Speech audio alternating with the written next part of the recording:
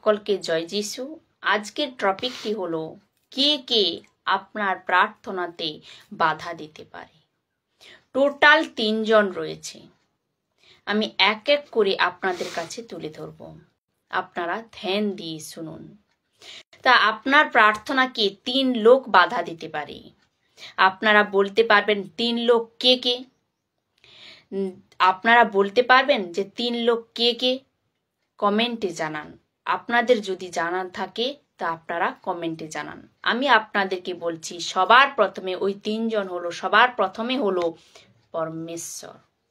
সবার প্রথম কে? পরমেশ্বর।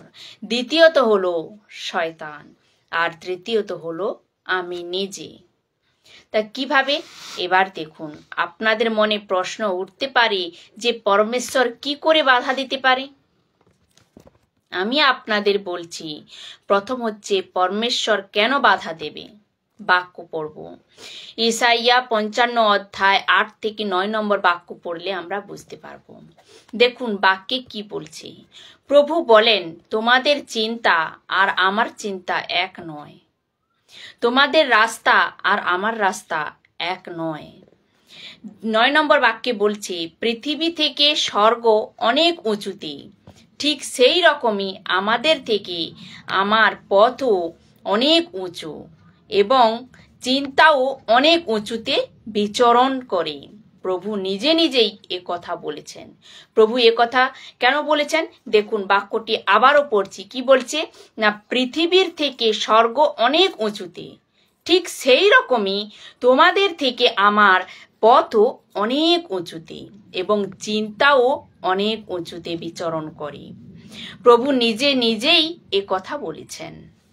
এর অর্থ হলো পরমেশ্বর বলেছেন, তোমার প্রার্থনা উত্তর আমি দেব না। বলছে কি যে তোমাদের প্রার্থনার উত্তর আমি দেব না। কে কে আপনার প্রার্থনা বাধা দিতে পারে? টোটাল 3 লোক। আপনি কিছু মাংছেন, প্রভু বলছে এই 3 লোকের মধ্যে প্রথম হলো পরমেশ্বর বাধা দিতে পারে। এই 3 লোকের মধ্যে প্রথম হচ্ছে পরমেশ্বর বাধা দিতে পারে এবং প্রার্থনার উত্তর দেয় না। আর পরমেশ্বর বলছে, তোমরা যেটা ভাবছো আমি সেটা ভাবছি না, তোমরা যেটা মাংছো সেরকম আমি চাই না। অর্থাৎ আমাদের ইচ্ছা অনিচ্ছার উপরে সবকিছু হয় না, প্রভুর ইচ্ছাতেই সবকিছু হয়ে থাকে। 2 করন্থীয় 12 অধ্যায় 7 থেকে 9 নম্বর বাক্য পড়লে আমরা তা বুঝতে পারবো।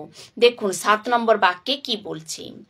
ওইসব অসাধারণ প্রকাশের অভিজ্ঞতার জন্য আমি যেন গর্ব না করি, সেই জন্য আমার দেহে একটা কাঁটা অর্থাৎ কষ্টদায়ক সমস্যা দেওয়া হলো, যেন শয়তানের এক দূত আমাকে আঘাত করে, যাতে আমি অতিমাত্রায় গর্ব না করি।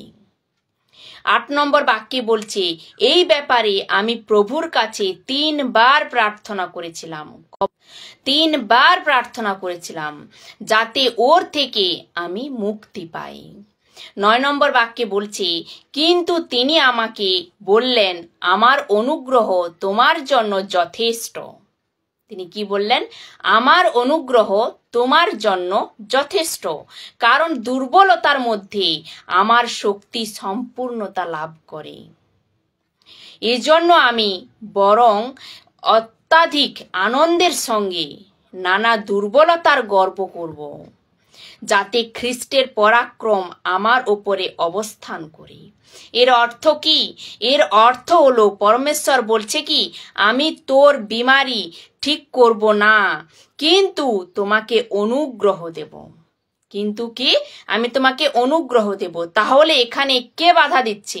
পরমেশ্বর। আপনার প্রার্থনা প্রভু শুনবে না। তাহলে বেটার কি?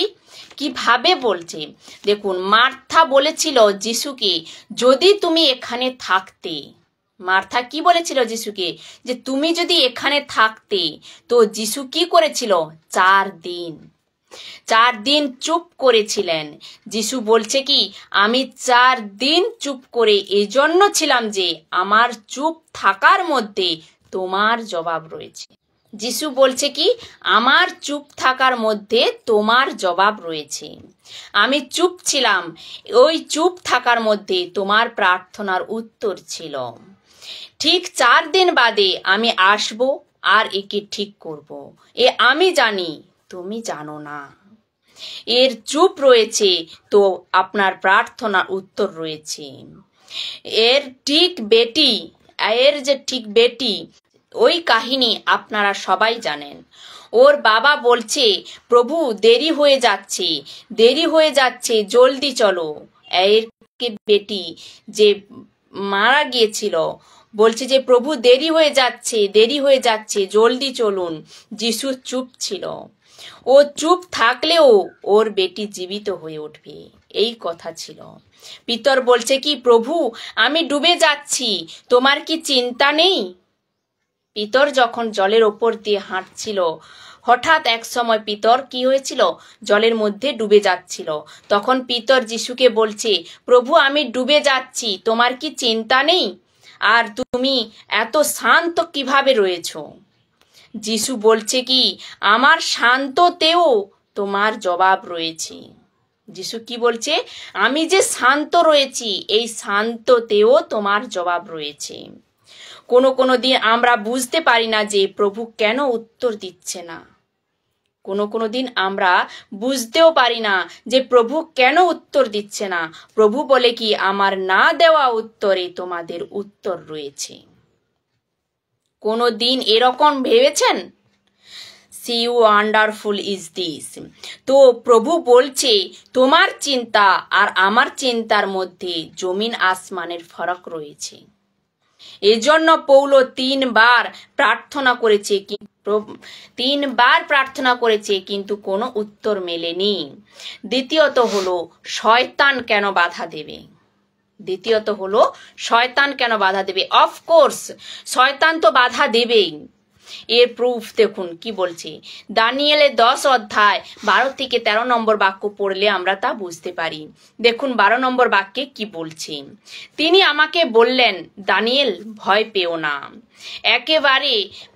একেবারে প্রথম থেকেই যখন তুমি বুঝতে চেষ্টা করেছিলে এবং ঈশ্বরের সামনে নিজেকে বিনয়ী করেছিলে, ঈশ্বর তোমার প্রার্থনা শুনেছিলেন। তা সত্ত্বেও তোমার প্রার্থনা সাড়া দিয়ে আমি আসতে শুরু করেছিলাম। 13 নম্বর বাক্যে বলছি, কিন্তু পারস্যের যুবরাজ 21 দিন পর্যন্ত আমার সঙ্গে যুদ্ধ করেছিল। পারস্যের রাজা কে? পারস্যের রাজা হচ্ছে ওই লুসিফার, শয়তান। তাহলে 21 দিন পর্যন্ত আপনার প্রার্থনার উত্তর আটকে রেখেছিল কেন না ও চায় না আপনার মিনিস্ট্রি বাড়ে। ও চায় না কে? শয়তান, ইবলিস, লুসিফার। ও চায় না আপনার মিনিস্ট্রি বাড়ে। ও চায় না আপনার পেজ ভালোভাবে চলে। ও চায় না আপনার মিনিস্ট্রি ভালোভাবে চলে। ও আটকে রাখে। কিন্তু চিন্তা করো না, কারণ আমাকে সাহায্য করার জন্য কেউ এসেছে। অফকোর্স যিশু আসবে। আপনার প্রার্থনাকে কেউ আটকে রেখেছে তো চিন্তা করার কোনো দরকার নেই, কারণ বিজয়ী আপনার হবে। এবার একটু ভালো করে ধ্যান দিন। শয়তান সবার প্রার্থনা কিন্তু আটকায় না। শয়তান সবার প্রার্থনা আটকে রাখে না। ওর লিস্টে কিছু খাস লোক রয়েছে। সব থেকে বেশি ও লোক যে গ্রেট কমিশন বালা সেবক আর মিশনস বালা সেবক। আপনারা মনে রাখবেন, শয়তান সবার প্রার্থনা আটকায় না। তাহলে দানিয়েলের প্রার্থনা কেন আটকে রেখেছিল? এও তো প্রশ্ন উঠতে পারে যে তাহলে দানিয়েলের প্রার্থনা কেন আটকে রেখেছিল? কেননা এক পারপাস ছিল দানিয়েলের কাছে। কি ছিল? এক পারপাস ছিল, এক উদ্দেশ্য ছিল দানিয়েলের কাছে। আপনারা সবাই জানেন দানিয়েল কে ছিল। সেই রকম সবার প্রার্থনা আটকায় না। কে? শয়তান সবার প্রার্থনা আটকায় না। তৃতীয়ত হলো আমি নিজে। কিভাবে? আপনাদের মনে প্রশ্ন উঠতেই পারে যে আমি নিজে আমার প্রার্থনা কিভাবে আটকাবো। দেখুন কি বলছেন। প্রুফ কোথায় হচ্ছে দেখুন, ইসাইয়া 59 অধ্যায় 1 নম্বর বাক্য কি বলছে দেখুন, দেখো তোমাদের রক্ষা করার জন্য প্রভুর ক্ষমতাই যথেষ্ট। কি বলছে? তোমাদের রক্ষা করার জন্য প্রভুর ক্ষমতাই যথেষ্ট। তোমরা যখনই তার সাহায্য চাইবে তখনই তিনি তা শুনতে পান।